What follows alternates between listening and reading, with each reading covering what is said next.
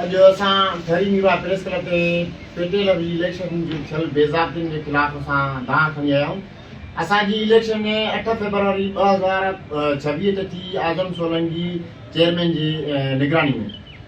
असां उन जो इलेक्शन खां अॻु में जेके आज़म सोलंकी जूं बेज़ाब्तियूं हुयूं या बेवाजिबियूं हुयूं या जेके धांधली जी जेके तरीक़ा हुया उहे असां एक्सपोज़ कंदा रहियासीं ऐं गाज़ी खान जमाली साहब ऐं अमान लाइ मर साहब खे इहे शयूं असां ॾसींदा रहियासीं। जॾहिं इलेक्शन थी त जेका धांधली थी सोशल मीडिया ते उन्हनि जे जेके फॉर्म 47 जेके 45 जेके भरिया उनमें उनजी क्लियर धांधली नज़र आई।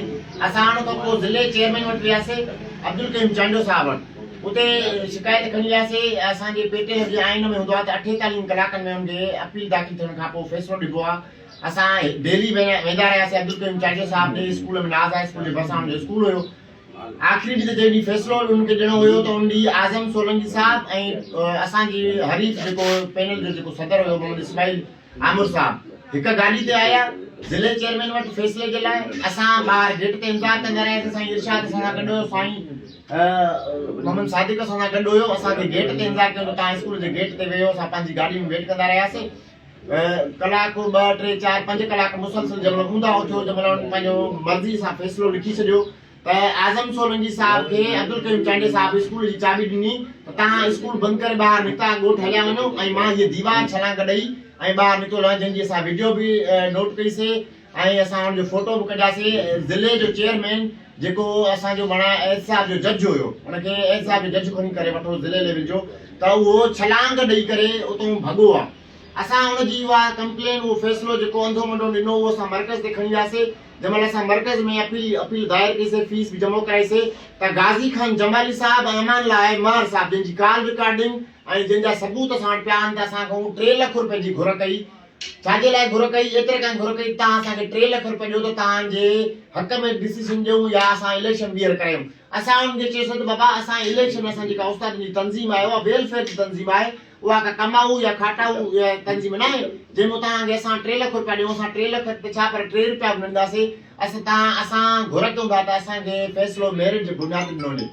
जंहिंखां पोइ असां 7 रमज़ान ते शाम जो असांखे चयूं त असां 7 ॾींहंनि में तव्हांखे मतिलबु त तव्हांखे फ़ैसिलो ॾींदासीं। 7 मार्च जी असांखे डेट ॾिनो। असां ॻोठ पहुता आहियूं शाम ते पहुता आहियूं त असांखे व्हाट्सअप ते नोटिफिकेशन जेके असांजी मुखालिफ़ जेके जन असां दांधली कई उन्हनि जे हक़ में नोटिफिकेशन ॾिनो वियो।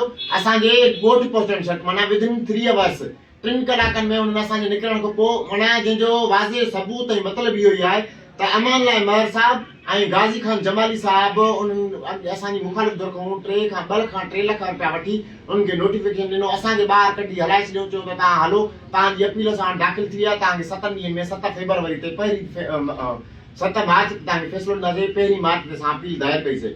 असां निकितासीं राति जो 8 बजे असांखे नोटिफिकेशन मिलियो। दोस्तनि ॾिसो त तव्हांजे ख़िलाफ़ नोटिफिकेशन निकिरी चुको आहे। मतिलबु आहे त ऐं उन खां पोइ नारे में हिकिड़ी बेज़ादगी थी आहे ऐं साॻी बेज़ादगी थी आहे हैदराबाद कासमाबाद तालुके शहर में, जंहिंमें उहे बि दोस्त असांजा राब्ते में आहिनि। असां कोर्ट में वञण लाइ तयारु आहियूं।